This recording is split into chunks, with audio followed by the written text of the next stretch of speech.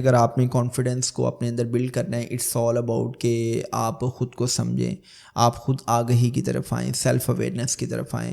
اس حوالے سے میں نے ایک علیحدہ پوڈ کاسٹ بھی کیا تھا، I think it was about leadership, اور لیڈرشپ میں ہم نے سیلف اویئرنیس کے چیپٹر کو بھی ڈسکس کیا تھا. دیکھیں جویریہ، جو انسان اپنے بارے میں جتنی آگہی رکھتا ہے اس کا اپنی زندگی پر اتنا ہی کنٹرول ہے. اگر آپ اپنے آپ کو نہیں سمجھتے تو آبویسلی لوگ آپ کو آپریٹ کریں گے.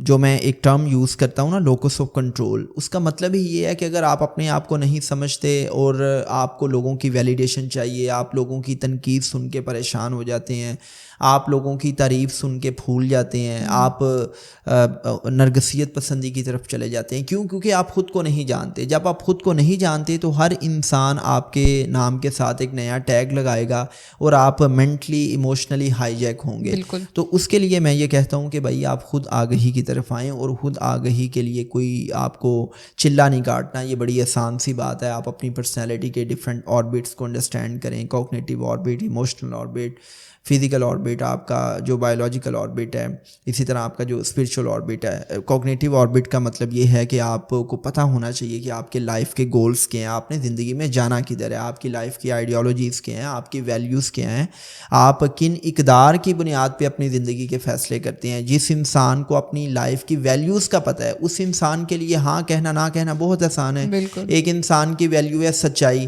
اب وہ انسان جو ہے وہ جھوٹ کا کبھی ساتھ نہیں دے گا. ایک انسان کی ویلیو ہے ایمانداری، دیانتداری. اب اس کے سامنے آپ نوٹوں کا بریف کیس رکھیں گے تو اگر اس انسان کی ویلیو سچائی، ایمانداری، دیانتداری ہے تو اس کے لیے بڑا آسان ہوگا کہ وہ رشوت کے طور پہ اس نوٹوں کے بریف کیس کو بند کر کے کسی کے منہ پہ دے مارے. تو پرابلم یہ ہوتا ہے کہ جب ہم اپنی لائف کی آئیڈیالوجیز کے بارے میں کلیئر نہیں ہوتے، اپنی لائف کی ویلیوز کے بارے میں کلیئر نہیں ہوتے، تو پھر ہم ایموشنلی مینٹلی ہائی جیک ہوتے رہتے ہیں. بالکل. اسی طرح جو آپ کا ایموشنل آربٹ ہے وہ آپ کو سکھاتا ہے کہ آپ نے اپنے جذبات کو سمجھنا ہے، اپنے جذبات کو مینیج کرنا ہے. آپ کا جو لوکس آف کنٹرول ہے وہ آپ کے اپنے ہاتھ میں ہونا چاہیے. کسی انسان کی تنقید، کسی انسان کی تعریف جو ہے وہ آپ کو انفلوئنس نہیں کرنی چاہیے. آپ کسی کی تنقید سن کے پریشان نہیں ہوں، آپ کسی کی تعریف سن کے پھولے نہ سمائیں، اور آپ کسی کی تعریف کو بھی جج کریں کہ یہ میری ریئل تعریف ہے یا اس نے تعریف کے نام پہ مجھے چونا لگایا یا مجھے بٹرنگ کی ہے.